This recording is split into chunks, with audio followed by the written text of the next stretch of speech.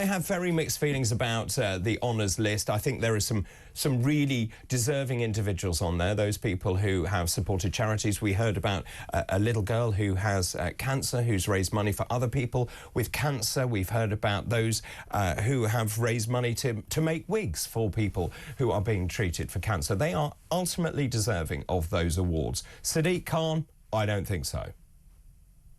No, I absolutely agree with you. I think the honours list now has been abused for many years, particularly those who are elevated to the House of Lords. There are some, as we know, that are genuinely decent and good people that get there. But the vast majority of them are elevated to the House of Lords because of the deals that are done in political parties to ensure that votes go through either in the Commons or because they are able to help a political leader.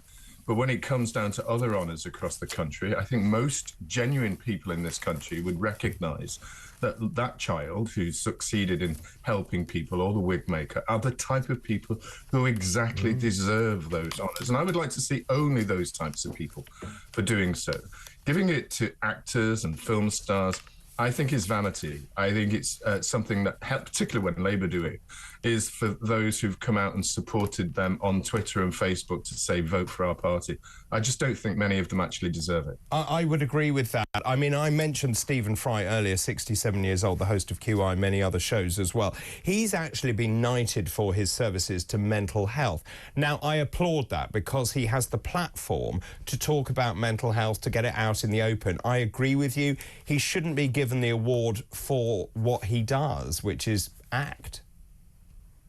No, I absolutely agree. And if it is genuinely for the mental health issues, I'm fully supportive of people I know have family members who suffer from severe mental health illnesses. And I've grown up and watched the travesty that, you know, I know this is a difficult subject, but most people growing up on my estate I saw with marijuana have developed mental health issues. And so it's a very personal thing to me to see people achieve success in helping raise that particular issue.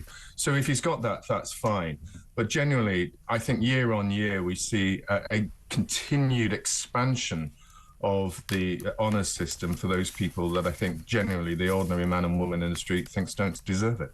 Also, Emily Thornberry. Now, if you remember, Emily Thornberry was the one who tweeted that picture of a house, do you remember it, in Rochester with the St George's flag? And she basically just, she was insinuating that it was racist because they had a flag of St George. Now, she's also got an honour. That's, in my humble opinion, deeply misplaced. I think it's scandalous, to be honest. I remember her coming out at the time, along with several others, I have to admit, who call people who have the England flag effectively racist, because that was the undertone of their statements. And also, I think, if one looks back into the history of many of these Labour politicians, they've also said that we don't believe in places like the House of Lords or indeed our royal family. So if they have that hypocrisy, why are we doubling the hypocrisy by giving them an award? Like you quite rightly said, they have an opportunity to turn it down, but they don't. I remember, we're going to talk about John Prescott perhaps later on and when we're dealing with Tony Blair. But John Prescott was vehemently against the House of Lords, and yet he loved accepting that honour when it was given to him. That's what turns people off politicians. They make a statement, they say they have a belief, and then they go completely the opposite of it to take an honour like that so they can get a sinecure. £360 a day, I think it is, for turning up at the House of Lords. Yeah. That's what it's all about. Can I just ask you, going back to Sadiq Khan, because we were talking yesterday about Keir Starmer, I think he's in quite a difficult... I hope you're all right there. He's in quite a difficult position. I think you can see the forces massing behind him. We talked about the mega poll yesterday, where Labour is projected to lose so many seats. You've got incumbent new MPs who are deeply concerned about the direction of travel. I think you've got people like Angela Rayner, like Wes Streeting, looking up in their contact books to see whether they could mount a leadership campaign. One of those people that Keir Starmer has to keep close, remember, keep your friends close, your enemies closer still, is Sadiq Khan. I can't help forgetting the time that Sadiq Khan described protesters rallying against the ULEZ, if you remember. He called them far-right COVID deniers and Tories, which is deeply insulting. Let's remind ourselves of what he said. What I find unacceptable, though, is some of those who've got legitimate objections joining hands with some of those outside who are part of a far-right group. Let's be frank. Let's call a spade a spade. Some of those outside are part of the far right. Some are COVID deniers. Some are vaccine deniers. And some are Tories. It's just embarrassing, isn't it? It is, and I'm surprised no one actually pulled him up and make him have an apology for saying a spade is a spade. I thought that was a racist phrase nowadays that's been banned from our lexicon. It has, you're right. But also just to lump anyone that he hates altogether, just because you are opposed to ULEZ, because basically it's a terrible policy, to lump it together and then use the most inflammatory language. I'm sorry, that man does not deserve a knighthood. Oh, absolutely. There's plenty of that, but that's the key example of the type of individual he is. I think he's nasty. I think he's bitter and absolutely twisted in the way that he wants to cause divisions. He says he wants to bring people together. The statements he made are actually the opposite of that. And that is the person who's not deserving of any honour whatsoever. But I think you've got it on the nail, though, David, is quite frankly, Keir Starmer is actually frightened him in some ways because of the power that he wields in bringing certain left-wing elements of the party to support it. And also the rise of reform, which is an incredibly welcome thing. And I hope, just as an aside, that one day we do see you in the House of Commons as an MP, Dave. Well, that's very kind of you, Stephen. No, I would like to see that, because then we'd have sensible people in there who understand what the people of this country are demanding, not a small sect of what I'm now terming the Maoist Red Book carriers. And I believe that he is one of those types of individuals willing to destroy the fabric of our nation with division and language like that, which ultimately causes a divide in our democracy. I think actually London is pretty unrecognisable from the city I came to when I was 18. Talking of unrecognisable, I think Britain has changed beyond belief, and that feeds very nicely into this other story in the Telegraph. This is about Tony Blair and the accession of those 8 countries, those Eastern European countries, in 2004. Now, you and I were both in the European Parliament, so we know better than most people about the gravy train that is the European Union. But Tony Blair was urged to be very cautious. Remember, when the Czech Republic came in, Estonia, Hungary, Latvia, Lithuania, Poland, Slovakia and Slovenia, those closest to him said, hang on a minute, having unfettered migration into the United Kingdom will have downsides. But it was Blunkett that persuaded Blair just to open the gates. They completely downplayed the numbers that would come to the United Kingdom, because basically they didn't have a clue how many were going to come, and they were proved to be enormously wrong in those expectations. He was told you need a transition period, and I would argue those people arguing for that transition were right. Oh, they were absolutely right. I mean, I think what we had was a big issue, and I think the papers that we're now seeing has a particular statement which I find deeply concerning, but shows exactly what the elite and those in the Treasury were thinking, is when they said that we needed the productivity and flexibility of migrant workers to carry on building our economic success. That in itself was a statement that was made very clear in those papers. It was supported by those who were asked to do a report. So the time was Dustin and Hoffman. In 2003, for the Home Office, were asked to create a paper on the impact of EU enlargement on migration flows. They said it would be between 5,000 and 13,000 a year. We know 87,000 came in the first year. And so they also knew the devastating effect that massive immigration would have on wages and the employment opportunities of the local people in the areas that these people came to. And I was arguing with Peter Blexley that actually I think this was the beginning of what turned into the Brexit movement. The fact is you had unfettered migration, we had cheap labour coming in. In fact, the word I'd use is disposable labour. That was the whole point. It was cheap labour. It undercut the professions, the trades in this country, like electricians, plumbers and so on. So those people then weren't employed because people went to the cheaper option, and I can understand why they did that. But that then started to build the resentment about the change to the United Kingdom's fabric and the unfettered migration that we'd seen.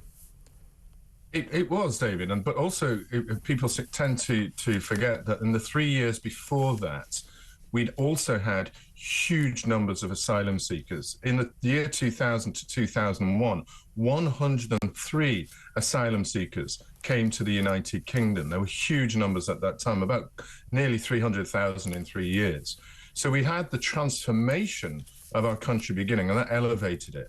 And you're quite right. I do think that's where the resentment of our politicians came in, from a country that had accepted immigration slowly, but ultimately in a very fair and peaceful way, of those who were coming over from the Windrush, those who'd come from Uganda. Those came in numbers that were manageable within this country and accepted those that wanted to work. But there was a fundamental difference. Sorry, there was a fundamental difference with Windrush, was they wanted to integrate.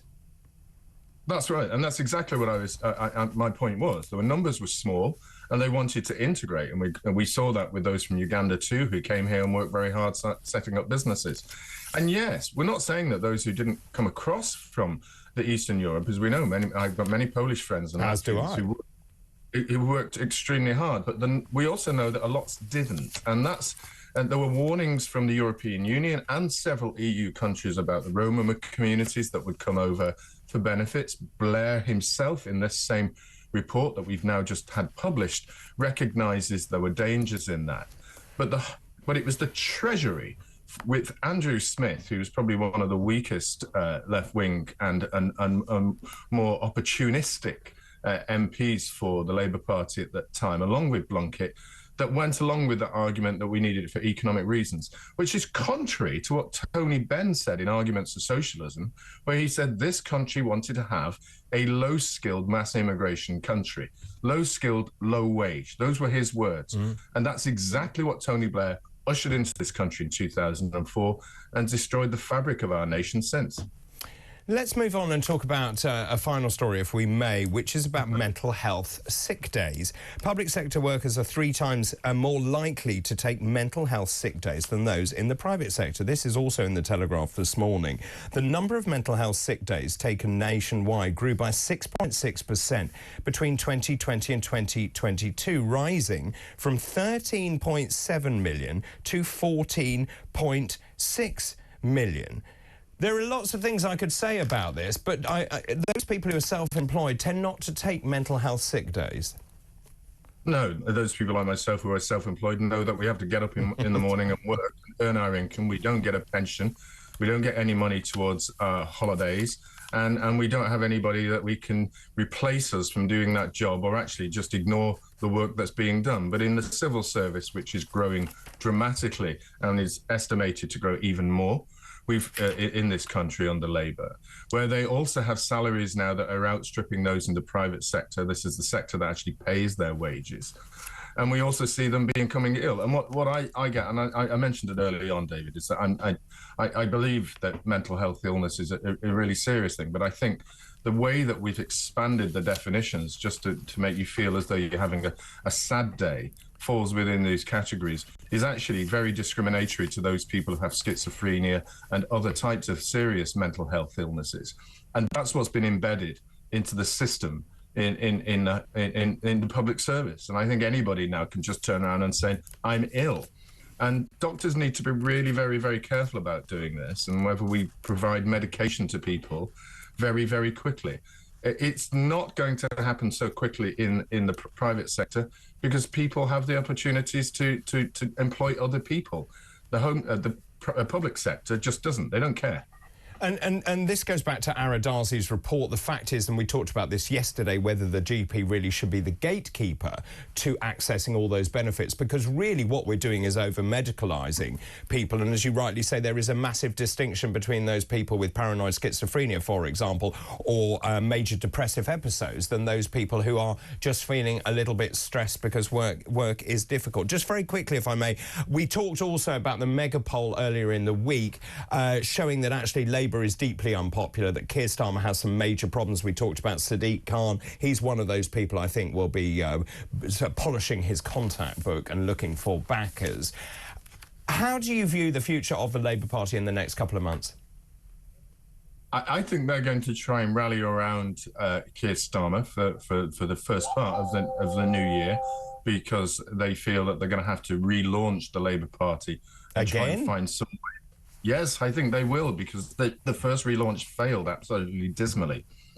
And they know that these polling figures are quite dramatic. And very well done to Reform. I think when you look at the way they've done it on a smaller budget and now they're bringing in new money, I think that's going to be a tremendous asset to them. It was an incredibly smart thing to do, publishing their membership online live, and the immature attack by, which was surprising. I never expected the Conservative leader to actually have a go at Nigel Farage in that way. I think everyone's running frightened of them, but that's the movement that's being created by Reform has a really massive impact in those Northern Labour seats. And that's why I think that they'll rally round Keir Starmer initially. But as you've already identified, I think there'll be movements. Behind the scenes, people will be starting to look at ways in which they can build their own platforms for leadership in the future. The Labour Party will get rid of him if they feel that they're going to lose seats, because that's what MPs do. How long's he got? I would say, I'm going to be an outlier, so I'm going to say he's got at least a year, to be honest, because I don't think they want to be seen to get rid of him. Because one thing that's very true about politics, once you start taking away your key figures, once they start being removed from the cabinet or your friends and assets, they spot a weakness. And once they've got that first individual, the chip in your wall, they'll take you down. And I don't think they want that chip in the wall just yet. They need to find ways of regrouping. So I think they'll give him longer than most people think. And I don't think he deserves it. But who else is going to replace him at the moment? Really good to talk to you, Steve.